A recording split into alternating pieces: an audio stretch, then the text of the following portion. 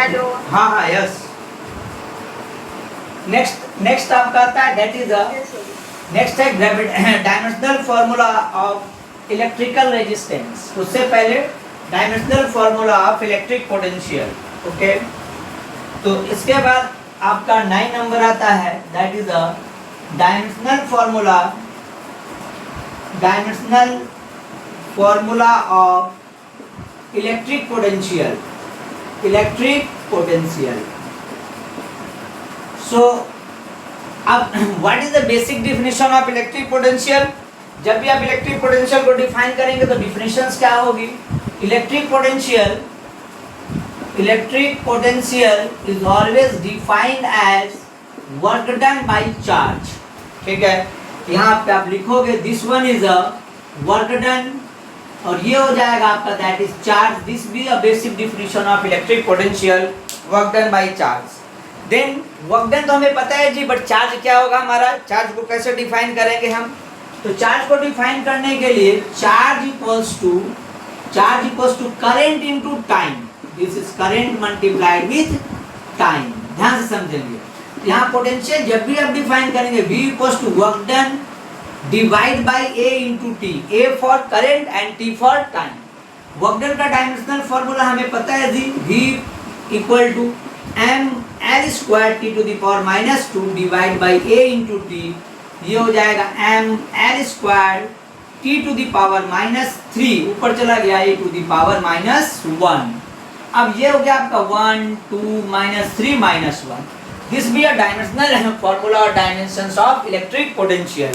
अब यहाँ पे जो V आप लिख रहे हो, V आपका क्या? Electric potential, it is not a velocity. ध्यान रखेंगे V क्या? Electric potential. ठीक, अब इसके बाद आप कह सकते हो इलेक्ट्रिकल रेजिस्टेंस का डायमेंशनल फॉर्मूला क्या होगा? इलेक्ट्रिकल रेजिस्टेंस हम क्या पढ़े जी आप? R is equal to V upon I।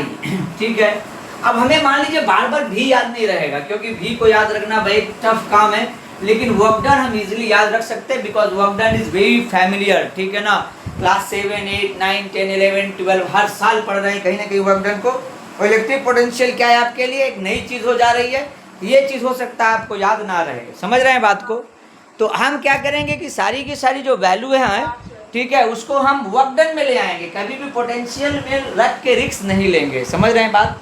ठीक है, तो जैसे इस जगह पे हम वर्क डन को, पोटेंशियल को वर्क डन से रिप्लेस करेंगे तो R इज इक्वल टू क्या हो जाएगा? दिस इज W अपॉन, ध्यान से समझोगे, W upon Q by I।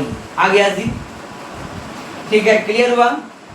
अब इसको लिख सकते हो W upon Q into I। So W upon Q की जगह लिखोगे IT और बाद में I पहले से है, तो W अपॉन IIT। अब ये फॉर्मूला होप दैट आपको याद रहेगा बिकॉज IIT इज वेरी, ठीक है, फेमस इंस्टीट्यूट। ठीक है ना, तो कहने का मतलब रेजिस्टेंस अगर मान लीजिए आपको क्रॉस करना है तो आपका work done divide bye IIT में जाने के लिए इतना काम करो कि रेजिस्टेंस ओवरकम हो जाए। समझ रहे हैं बात को?